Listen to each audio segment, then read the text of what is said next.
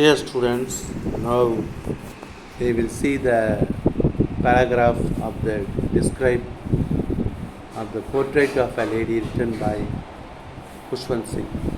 இதில் வந்து ஒரு 5 mark question. Describe the daily routine of the grandmother. Daily routine அப்படின்னா டெய்லி ஆக்டிவிட்டீஸ், அன்றாட செயல்கள். பாட்டியுடைய அன்றாட செயல்களை சொல்லு அப்படின்னு.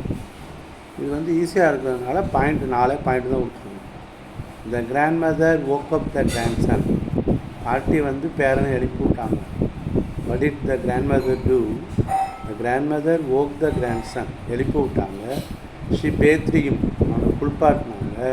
அவன் got him ready for school. பள்ளிக்கு அவனை தயார்படுத்தினாங்க. she bathed him and got him ready for school. she said her morning prayers in a monotonous way. தனது காலை நேர பிரார்த்தனையை மொனாட்டனஸ்னால் போரிங், ஒரு போரிங்கான மெத்தடில் சொல்கிறாங்க. she said her morning prayers in a monotonous way. 4. she put the pen chalk into a bundle and untied it. ஏன்னா இதெல்லாம் ஒரு கட்டு போட்டு அதை கட்டினாங்க.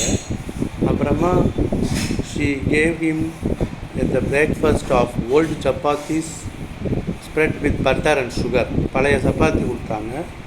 அதில் வந்து வெண்ணையும் ஜீனியும் அதில் தடவி கொடுத்தாங்க.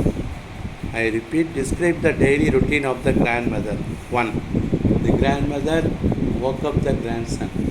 பாட்டி வந்து பேரனை எழுப்பி விட்டாங்க. 2. she bathed him. அவனை குளிப்பாட்டி விட்டாங்க. and got him ready for school. பள்ளிக்கு அவனை தயார்படுத்தினாங்க. she said her morning prayers in a monotonous way. தனது காலை நேர பிரார்த்தனையை, காலை நேர இறைவணக்கத்தை மொனாட்டனஸ்னால் போரிங்கான மெத்தடில் சொல்கிறாங்க. அப்புறம் she put the pen chalk, ஸ்கூலுக்கு உள்ள பேனா, சாக் பீஸ், அதாவது இந்த குச்சி, இது எல்லாத்தையும் ஒரு கட்டுப்பட்டு அதை கட்டினாங்க. அப்புறமா காலை நேர உணவு, they had the morning breakfast of stale chapatis. பழைய சப்பாத்தி, அதில் வந்து வெண்ணெயும், பட்டர்னால் வெண்ணெய், சுகர்னால் ஜீனியும் போட்டு கலந்து கொடுத்தாங்க. That's all. Try to memorize it.